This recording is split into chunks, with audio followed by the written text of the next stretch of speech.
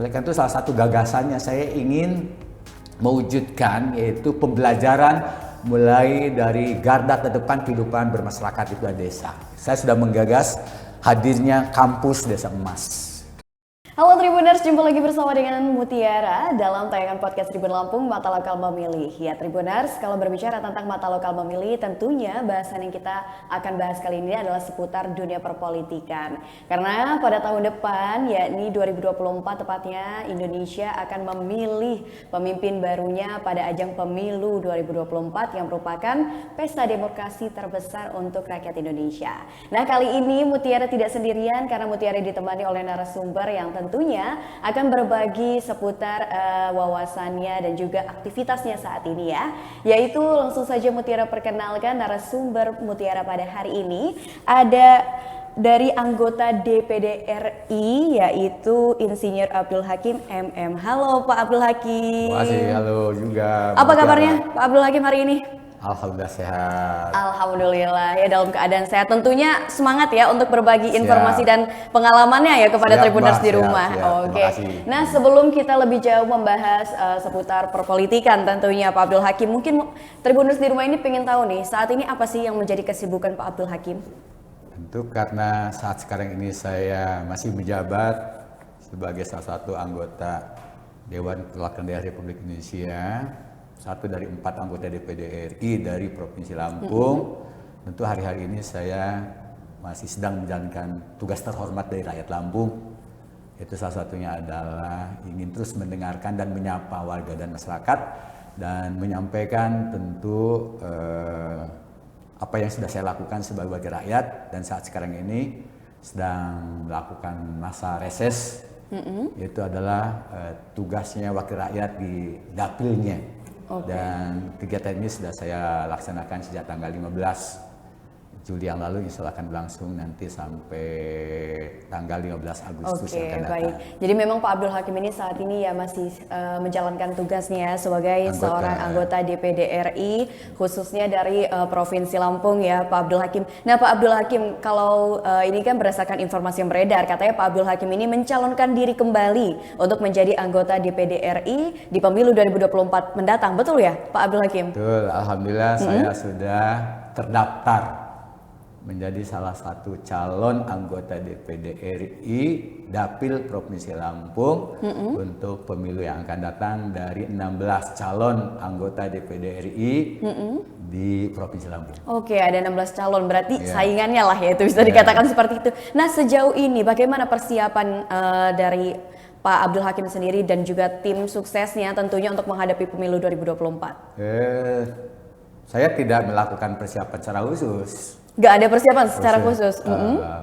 Dalam artian, saya dengan melaksanakan tugas yang diamanatkan kepada sekalipun melalui fungsi-fungsi tugas dan kewenangan yang sedang saya laksanakan, itu juga bagian penting yang harus secara optimal saya laksanakan sudah sedemikian rupa. Saya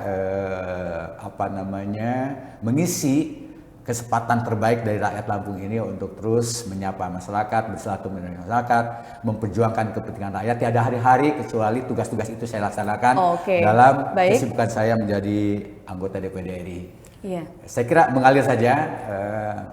Insya Allah ketika tugas ini bisa saya jalankan dengan sebaik-baiknya, tentu kepercayaan rakyat pun juga tidak pernah memudar.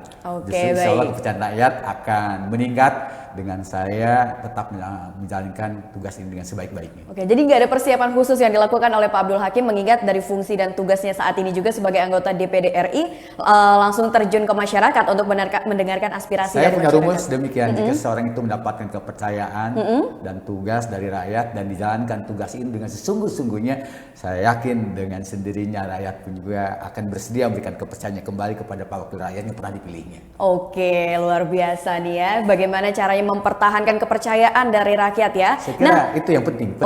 Itu adalah poin utama. Baik, lalu apa sih sebenarnya Pak Abdul Hakim yang mendasari Pak Abdul Hakim ini akhirnya mencalonkan diri menjadi seorang anggota DPD RI pada waktu itu dan akhirnya ini untuk kedua kalinya. Kenapa itu kalau boleh tahu Pak Abdul Hakim? Begini, negeri ini adalah merupakan karunia Allah Subhanahu wa Ta'ala, Tuhan Yang Maha Esa. Yang harus disyukuri oleh kita sebagai anak bangsanya. negeri ini adalah yang memiliki mandat ataupun sahab terhadap negara ini adalah rakyatnya. Tetapi tentu untuk bisa mensyukuri rahmat Allah SWT berupa karunia yang luar biasa kepada bangsa ini, harus dikelola negeri ini dengan sebaik-baiknya oleh rakyat dan bangsa Indonesia melalui ya tentu siapapun yang diberikan mandat dan dipilih oleh rakyat. Karena sistem konstitusi kita adalah terkait dengan rakyat telah memberikan mandatnya ya melalui yaitu baik kepada legislatif, eksekutif ataupun yudikatif ya, yang merupakan cerminan dari kedaulatan rakyat itu ada di situ ya.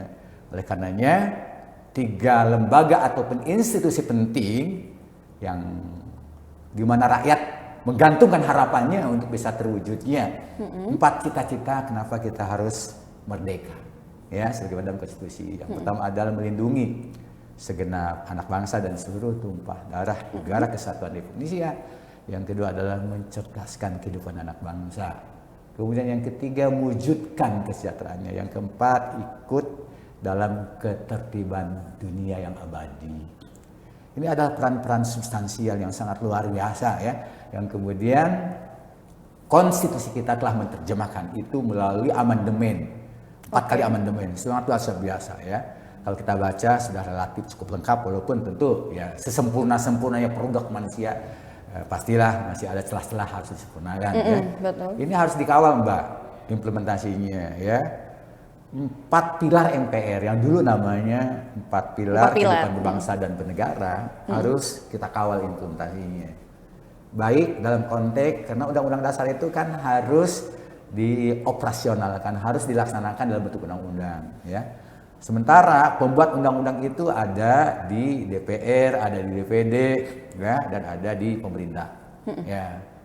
Maka karena mereka adalah orang-orang yang mendapatkan kepercayaan dari rakyat, baik yang ada di legislatif yaitu DPD RI ataupun DPR RI dan di eksekutif, maka haruslah orang-orang yang terbaik ya yang berada di sini ya. Oleh karenanya negeri ini harus mempersiapkan SDM yang pantas mendapatkan kepercayaan dari rakyat, baik yang nanti mereka mendapatkan kepercayaan di legislatif, di eksekutif ataupun di yudikatif sekalipun ya kan. Karena negeri ini membutuhkan orang-orang yang terpercaya, orang-orang yang kredibel, orang-orang yang punya integritas. Negeri ini harus dikelola dengan profesional ya. Kita masih jauh tertinggal Mbak saat sekarang ini ya. Angka IPM kita rata-rata nasionalnya baru di angka 0,72 ya. Sementara negara tetangga kita Singapura sudah di atas 0,94-an, dengan bimbingan juga Malaysia yang dulu belajar mereka ke sini mengirimkan gurunya ya.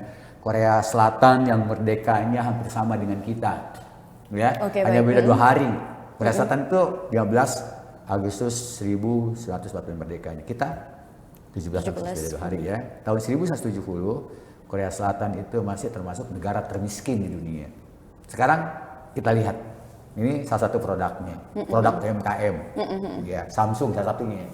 Luar biasa Korea Selatan sekarang mereka bisa diakselerasi kalau kemudian kita memiliki sumber daya insani ataupun sumber daya manusia terbaik, yang memumpuni tentunya. Ya. Demikian juga kita merindukan negeri ini untuk dikelola dengan baik, dengan amanah, dengan tingkat tujuan, dengan profesionalitas, dengan integritas dan sebagainya. Oleh karena itu ruang-ruang ini harus diisi.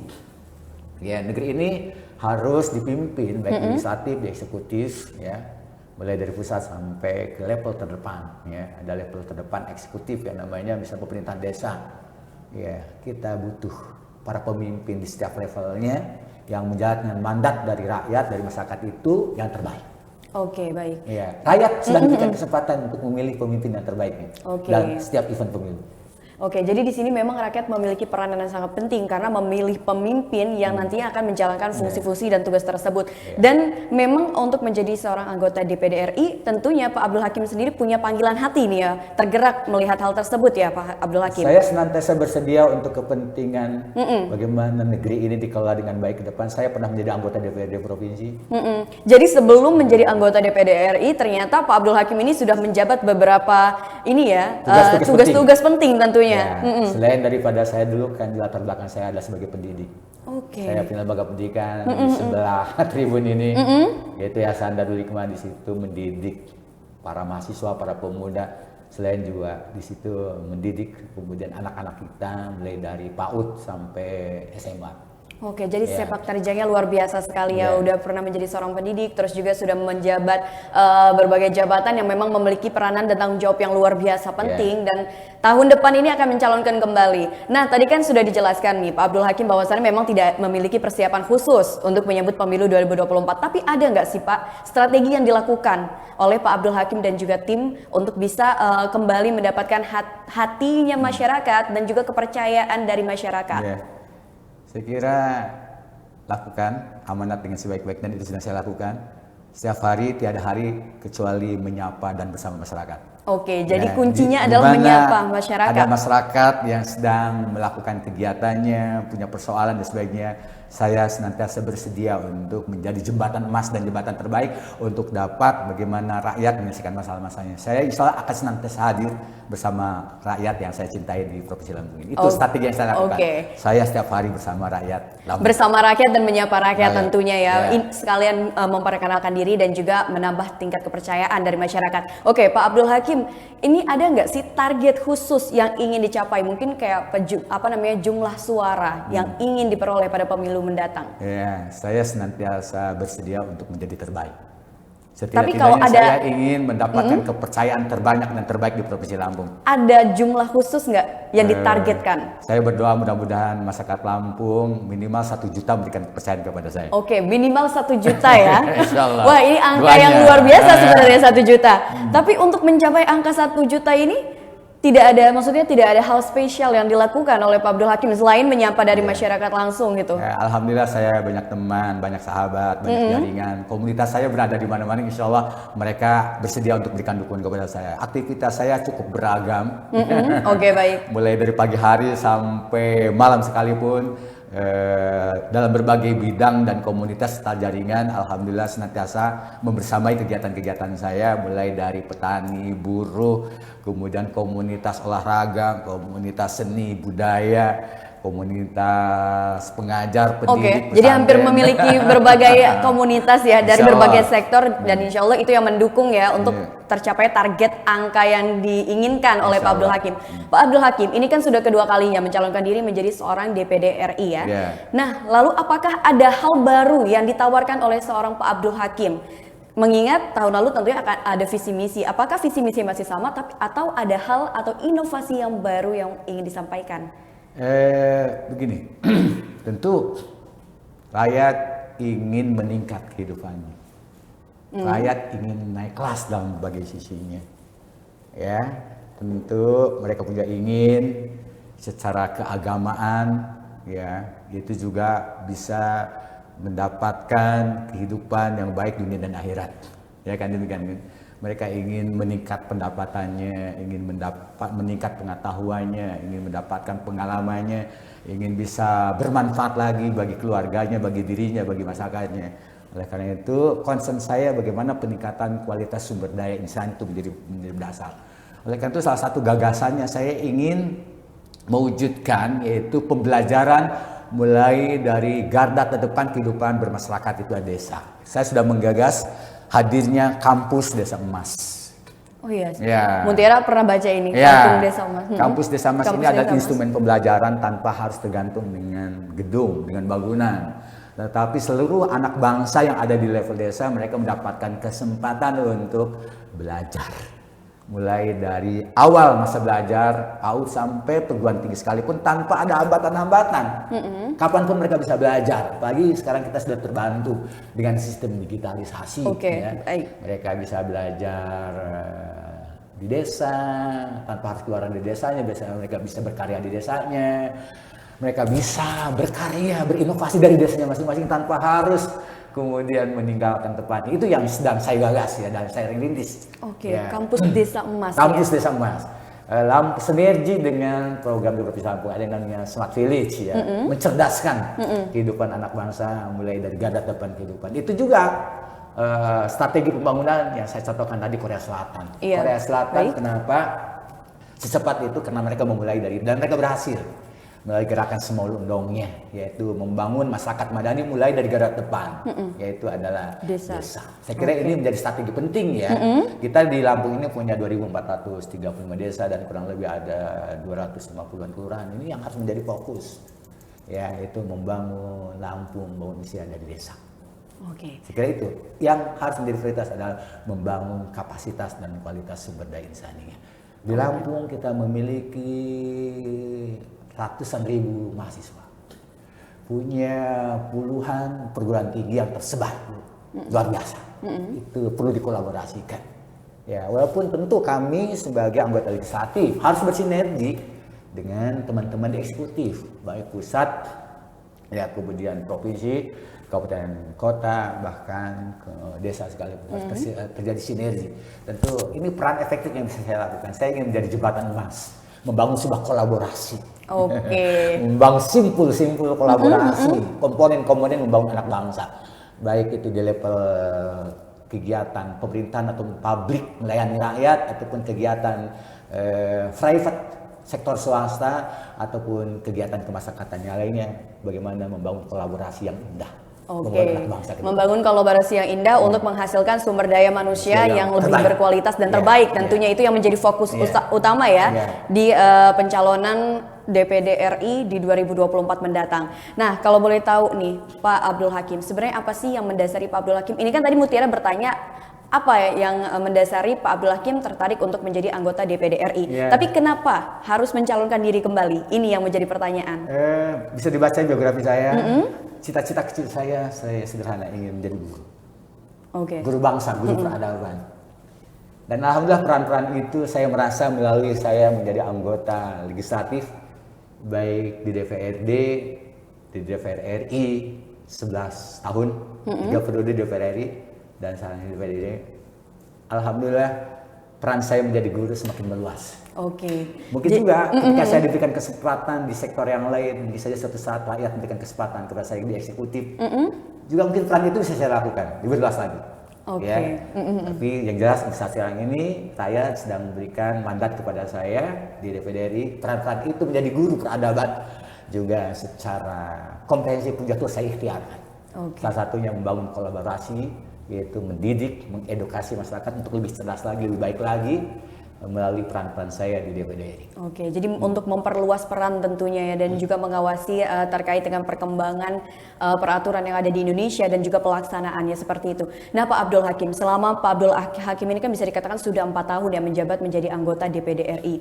Apakah ada program kerja yang sampai saat ini belum terrealisasikan dan akhirnya ingin merealisasikan jika terpilih lagi nanti? Ya, itu salah satunya saya sedang fokus. Pertama adalah dalam rangka mengedukasi, memfasilitasi, ingin mengantarkan masyarakat untuk lebih terakselerasi. Lampung saat sekarang ini IPM-nya baru di angka 0,70, rata-rata nasional 0,70. Tadi saya mengsimulasikan jika peran-peran itu bisa disinergikan. Tadi saya katakan kita memiliki perguruan tinggi mungkin ya puluhan ya, di Bandar Lampung saja lebih dari, saya kira lebih dari 20-an perguruan tinggi dengan berbagai jenisnya, ada universitas, ada institut dan akademi dan sebagainya. Di kabupaten kota juga hampir merata. Kita punya mahasiswa lebih dari 200.000 dalam ini. Kita punya pendidikan vokasi, pelatihan ini luar biasa. Yang saya lihat ini peran sinergi ini, ya kalau kita mampu mensinergikan sumber daya yang kita miliki, ya sumber pembiayaan dan pendanaan yang kita miliki, yang saya lihat ini yang belum tersinergi dan terkolaborasi dengan baik.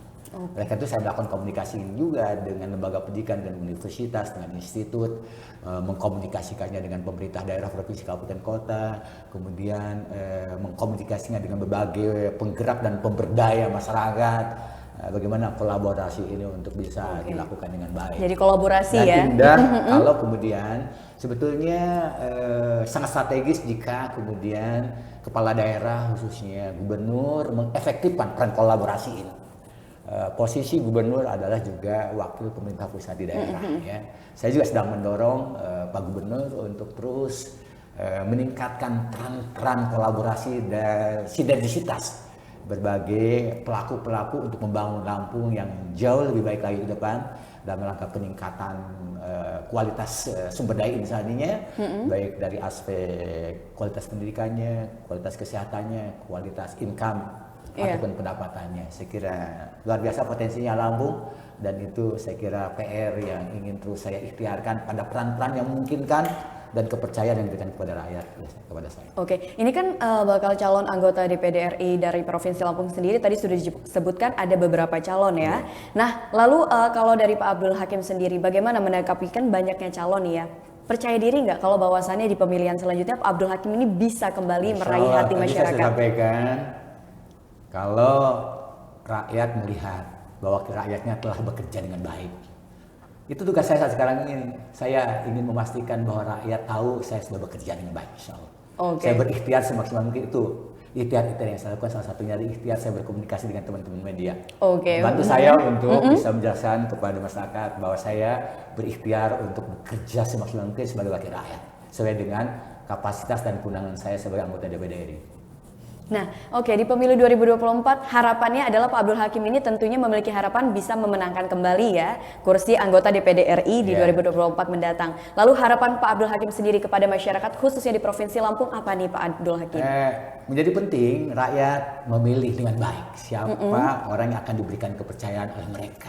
Ini momentum dan kesempatan emas bagi rakyat. Jika satu saat rakyat melihat kinerja para pemimpinnya baik yang di legislatif atau di eksekutif belum punya harapan, maka pantas kita juga bertanya lagi kepada rakyat siapa sesungguhnya yang diberikan kepercayaan oleh mereka. Saya teringat kata-kata seorang sahabat ketika sahabat ditanya mampu memimpin rakyatnya dengan baik. Dia katakan pada saat itu kualitas kepemimpinan seorang pemimpin itu adalah sejalan dengan kualitas rakyatnya.